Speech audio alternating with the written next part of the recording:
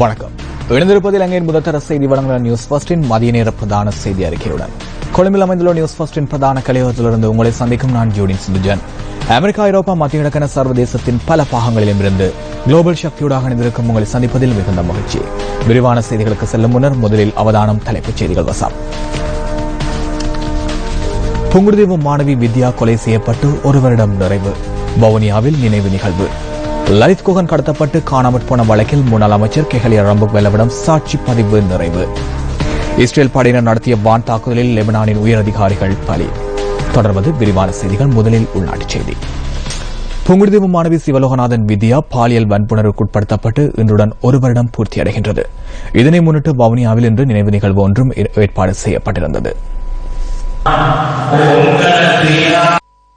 வவுனியா மாவட்ட அந்தனர் ஒன்றியமும் வவுனியா வைரவ புளியங்குளம் ஆதிவிநாயகர் ஆலயமும் இணைந்து ஏற்பாடு செய்த இந்த பிரார்த்தனைகளில் அஞ்சலி தீபம் ஏற்றப்பட்டதுடன் கலந்து கொண்டவர்களினால் ஈகைச் சுடர்களும் ஏற்றப்பட்டன. இதேவேளை ஆதிவிநாயகர் ஆலயத்திலும் விசேட வழிபாடுகள் இடம்பெற்றிருந்தன. இதில் அரசியல் பிரமுகர்கள், பொதுமக்கள் உட்பட பலரும் கலந்து கொண்டிருந்தனர். புங்குடுதீவு மாணவி படுகொலை செய்யப்பட்டு ஒரு வருடம் பூர்த்தியாகியுள்ள நிலையில் சம்பவம் தொடர்பில் இதுவரை இடம்பெற்ற நிகழ்வுகளை சுமந்து வரும் தொகுப்பு அடுத்து. பாடசாலைக்கு சென்ற மாணவி வித்யா வீடு திரும்பவில்லை. வித்யா சடலமாக மீட்கப்பட்டார். கொலையை கண்டித்து புங்குடுதீவு மக்கள் ஆர்ப்பாட்டத்தில். சந்தேகத்தின் பேரில் 3 கைது. வித்யாவின் இறுதி ஊர்வலம். கைது செய்யப்பட்ட 3 சந்தேக நபர்களும் விளக்கமறியலில். நாட்டின் பல பகுதிகளிலும் ஆர்ப்பாட்டங்கள் முன்னெடுக்கப்பட்டன. சம்பவம் தொடர்பில் மேலும் 5 சந்தேக நபர்கள் கைது செய்யப்பட்டனர். பாராளுமன்ற அமர்விலும் வித்யாவின் படுகொலை தொடர்பில் அனுதாபம். சம்பவம் தொடர்பில் 3 குழுக்கள் விசாரணை. யாழ் புங்குடுதீவு மாணவி வித்யாவின் கொலை தொடர்பான மரபணு பரிசோதனை அறிக்கை நீதிமன்றத்திற்கு சமர்ப்பிக்கப்படவில்லை. 10 சந்தேக நபர்களினதும் விளக்கமறியல் யாழ் ஊர்காவற்துறை நீதவான் நீதிமன்றத்தினால் நீடிக்கப்பட்டது. புங்குடுதீவு மாணவி சிவலோகநாதன் வித்யாவின் கொலைக்கு ஒருதலை காதலை காரணம் என குற்ற புலனாய்வு திணைக்களம் நீதிமன்றத்தில் அறிவித்தது. வித்யாவை புங்குடுதீவைச் சேர்ந்த சந்தேக நபர் ஒரு தலையாக காதலித்து வந்தமையும் அந்த காதலுக்கு மாணவி தொடர்ந்து மறுப்பு தெரிவித்து வந்தமையும் விசாரணையில் தெரியவந்தது. இந்த கொலை சம்பவத்தை நேரில் கண்ட சாட்சியாளர் ஒருவரும் நீதிமன்றத்தில் முன்னிலைப்படுத்தப்பட்டிருந்தார். புங்குடுதீவு மாணவி சிவலோகநாதன் வித்யாவின் கொலைக்கு சுவிஸிலிருந்து வந்த மற்றொரு சந்தேக நபர் திட்டம் தீட்டிக் கொடுத்துள்ளதாக குற்றப்புலனாய்வு திணைக்களம் நீதிமன்றத்தில் அறிவித்தது. வித்யாவின் கொலை தொடர்பில் 13வது சந்தேக நபரை விரைவில் கைது செய்ய உள்ளதாக குற்றப்புலனாய்வு துறையினர் ஊர்காவற்துறை நீதவானிடம் அறிவித்தனர். வித்யாவின் கொலை வழக்கு விசாரணை தொடர்பில் ஜின்டெக் நிறுவனத்தின் தலைமை ஆய்வாளருக்கும் தகவல் ஊடக தொழில்நுட்ப மையத்தின் பிரதம பொறியியலாளருக்கும் ஊர்காவற்துறை நீதிமன்றம் அழைப்பாணை விடுத்திருந்தது. மரபணு ஆய்வு அறிக்கை சமர்ப்பிப்பதில் உள்ள தாமதம் குறித்து மே மாதம் 5ஆம் தேதி தலைமை ஆய்வாளர் மன்றுக்கு அறிவிக்க வேண்டும் என நீதவான் உத்தரவு பிறப்பித்திருந்தார். நீதிமன்ற நடவடிக்கைகள் குறித்து பொய்யான தகவல்களை வெளியிட்டமை தொடர்பில் குற்றப்புலனாய்வு பிரிவு அதிகாரியை நீதவான் கடுமையாக எச்சரித்தார். மரபணு விசாரணை அறிக்கை நீதிமன்றத்தில் சமர்ப்பிக்கப்படவில்லை. சிவலோகநாதன் வித்யா படுகொலை வழக்கின் மரபணு அறிக்கையை எதிர்வரும் தவணைகளின் போது சமர்ப்பிக்க உள்ளதாக ஊர்காவற்துறை நீதிமன்றத்தில் அறிவிக்கப்பட்டது. கொலை வழக்கின் 9வது சந்தேக நபர் போலீஸ் பிடியிலிருந்து விடுபட்டு கொழும்பிற்கு தப்பிச் சென்ற நிலையில் மீண்டும் கைது செய்யப்பட்டமை தொடர்பில் விரிவான அறிக்கையை சமர்ப்பிக்குமாறு ஊர்காவற்துறை நீதவான் உத்தரவு.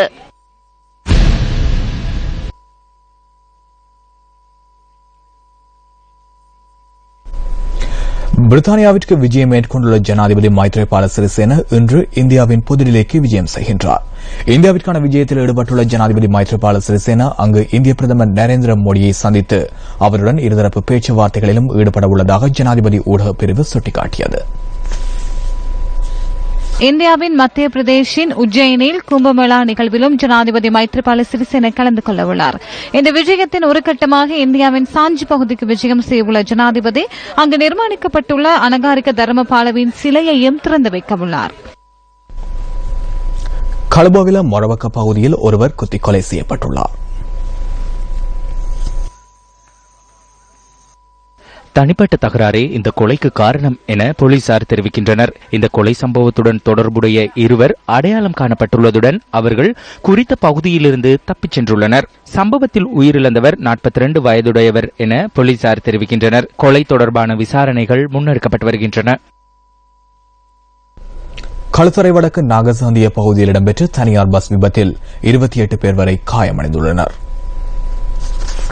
வீதி தொடர்பில் காணப்பட்ட குறைபாடுகளே விபத்துக்கான காரணமாகும் என களுத்துறை வடக்கு போலீஸ் நிலைய பொறுப்பதிகாரி பிரதீப் ஆனந்த சில்வா தெரிவித்துள்ளார். சாரதியின் வேக கட்டுப்பாட்டை இழந்த பஸ் நிர்மாணத்திற்கு பயன்படுத்தப்பட்ட குழியினுள் வீழ்ந்து விபத்துக்குள்ளாகியுள்ளது.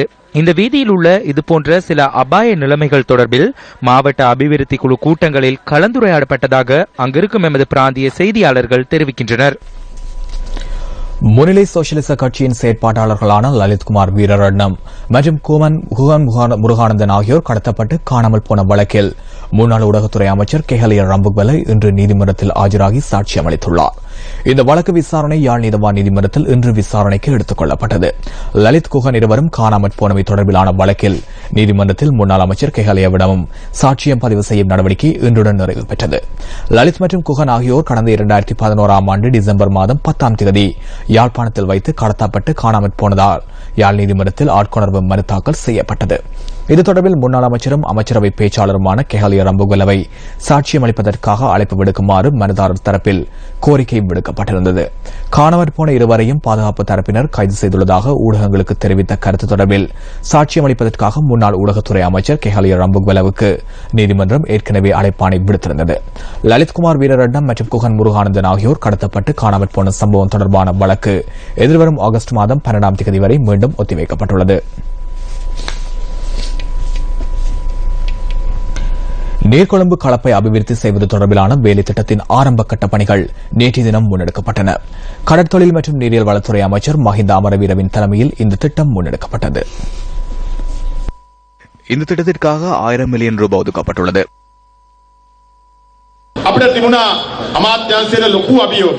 ஐரோப்பாவின் மீன் ஏற்றுமதி தடை எமது அமைச்சருக்கு பாரிய சவாலாக அமைந்துள்ளது. ஐரோப்பிய மீன் ஏற்றுமதி தடை காரணமாக எமக்கு வருடாந்தம் 1600 கோடி வருமானம் கிடைக்காமல் போகின்றது. எமக்கு எதிராக உள்ள இந்த ஐரோப்பிய மீன் ஏற்றுமதிக்கான தடையை நீக்கிக் கொள்ள எம்மால் தற்போது முடிந்துள்ளது. தற்போது அடுத்த மாதம் முதல் ஐரோப்பாவிற்கு மீன் ஏற்றுமதி செய்வதற்கு நாங்கள் தயார்படுத்தி வருகின்றோம். எமக்கு இலங்கையிலிருந்து மீனை ஏற்றுமதி செய்வதில் பற்றாக்குறை நிலவுமாயின் வேறு நாட்டிலிருந்து மீனை இறக்குமதி செய்து ஏற்றுமதி செய்யும் நிலை ஏற்படும். அவ்வாறாவது செய்ய வேண்டும். வெளிநாட்டிலிருந்து மீனை இறக்குமதி செய்து மீண்டும் மீளேற்றுமதி செய்தாவது நாட்டிற்கு நிதியை திரட்ட வேண்டும்.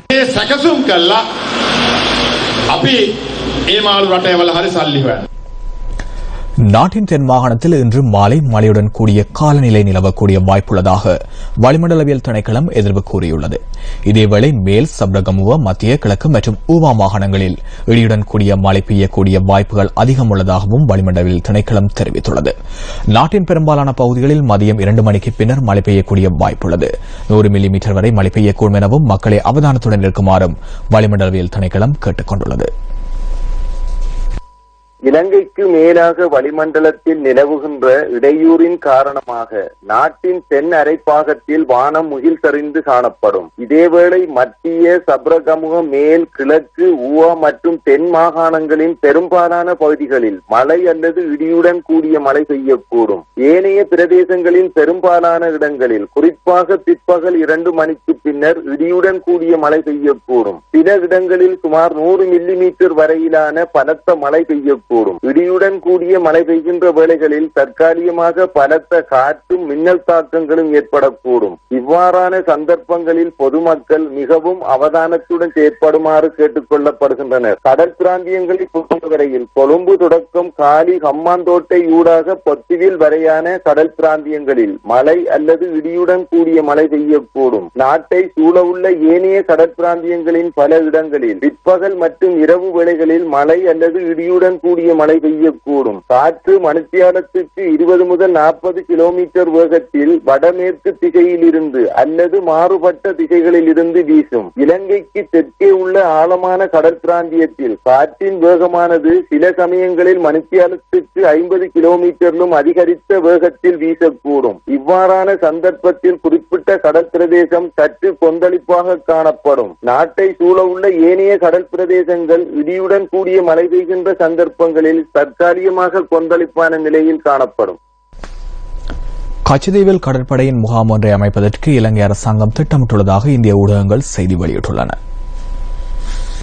இந்த தகவல் குறித்து ஆராய்ந்து அறிக்கை சமர்ப்பிக்குமாறு கொழும்பில் உள்ள தமது உயர்ஸ்தானிகர் ஆலயத்திற்கு இந்திய மத்திய அரசாங்கம் அறிவித்துள்ளதாகவும் அந்த செய்தியில் தெரிவிக்கப்பட்டுள்ளது. 1974 ஆண்டில் இலங்கையுடன் கச்சதீவு தொடர்பான உடன்படிக்கையை இந்தியா செய்து கொண்டதன் பின்னர் அந்த நாட்டு மீனவர்களின் வேலைகளை உலர்த்துவதற்காக அங்கு சென்று வர நிபந்தனையுடனான அனுமதியை இலங்கை வழங்கியிருந்தது. 2000 ஆண்டிற்கு பின்னர் விடுதலை புலிகளுடன் யுத்தத்தை காரணம் காட்டி இந்திய மீனவர்கள் கச்சதீவிற்கு செல்வதற்கு இலங்கை அரசாங்கம் கடுபிடிகளை விதித்ததாக இந்திய ஊடகங்கள் குறிப்பிட்டன. கச்சதீவு விவகாரம் தொடர்பில் இந்திய பாராளுமன்றத்திலும் தமிழக சட்டப்பேரவையிலும் பல தடவைகள் ஆளும் எதிர்க்கட்சிகள் விவாதம் நடத்தியுள்ளன. இந்த நிலையில் கச்சதீவு தொடர்பான உடன்படிக்கையை இந்திய பாராளுமன்றத்தின் அனுமதியின்றி மத்திய அரசாங்கம் இலங்கையுடன் செய்து கொண்டமை சட்டவிரோதமானது என தெரிவித்து தமிழக முதலமைச்சர் ஜெயலலிதா ஜெயராம் உச்சநீதிமன்றத்தில் தாக்கல் செய்த வழக்கு நிலவியில் உள்ளது. இந்த நிலைமையின் கீழ் 2017 ஆண்டு கச்சதீவு திருவிழாவிற்கு முன்னதாக அங்கு புதிய கிறிஸ்தவ தேவாலயம் ஒன்றை அமைப்பதற்கான அடிக்கல் கடந்த 9ஆம் தேதி நாட்டி வைக்கப்பட்டது. கிறிஸ்தவ விவகாரங்களுக்கான அமைச்சு, வடமாகாண ஆளுநர் அலுவலகம் மற்றும் யாழ்மறை மாவட்டம் ஆகிய தரப்புகளின் அனுசரணையுடன் புதிய தேவாலயத்தின் நிர்மாணம் இடம்பெறுகின்றது. இதேவேளை கச்சதீவில் கடற்படையின் முகாம் ஒன்று அமைக்கப்படுவதாக முன்வைக்கப்பட்டுள்ள குற்றச்சாட்டுகள் குறித்து